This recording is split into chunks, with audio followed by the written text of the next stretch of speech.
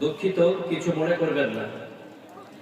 আমি আমার আলোচনা শুরু করার পূর্বে আপনাদেরকে কিছু বলতে চাই।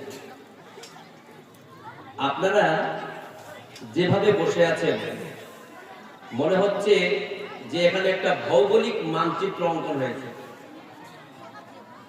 এটা কি ইসলামিক এক সভায় বসার আদব? আপনি ভাই নেকি অর্জন করার জন্য এসেছেন, তাই না? অজ্ঞাতবশত ভাবে যদি গুনাহ হয়ে যায় তাহলে কি হবে? প্লিজ ভাই, আমি অনুরোধ করে বলতেছি, আপনারা একটু সেটে বসুন, বসে বসুন না।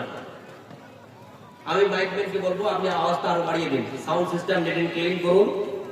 আর যে সমস্ত আমার ভাইরা বাপজিরা, আপনাদেরকে ভালোবেসে বলছি, আমি অর্ডার করতেছি না, অনুরোধ করছি, প্লিজ ভাই আমার সামনে আসুন।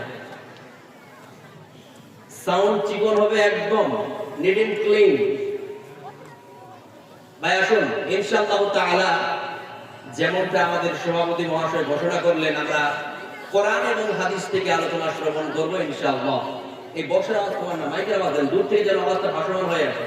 এখানে ক্যান করছে, তাহলে আগেরটাই ভালো ছিল। আসুন টাকা, ভালোবেসে ডাকছি, আসুন না সামনে, আপনার সঙ্গে কথোপকথন করতে চাই। আসুন ভাইরা, চলে আসুন। আপনারা বুঝতে পারছেন না? আশ্চর্য তো, এখানে বসলে নেকি বেশি পাবেন, আল্লাহর কসম করে বলতেছি।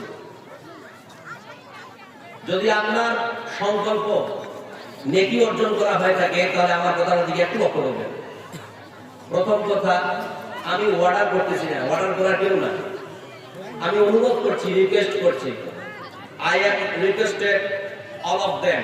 আমি প্রত্যেকটা মানুষকে রিকোয়েস্ট করছি, অনুরোধ করতেছি, আপনারা এই ফাঁকা জায়গাগুলোকে পূর্ণ করুন।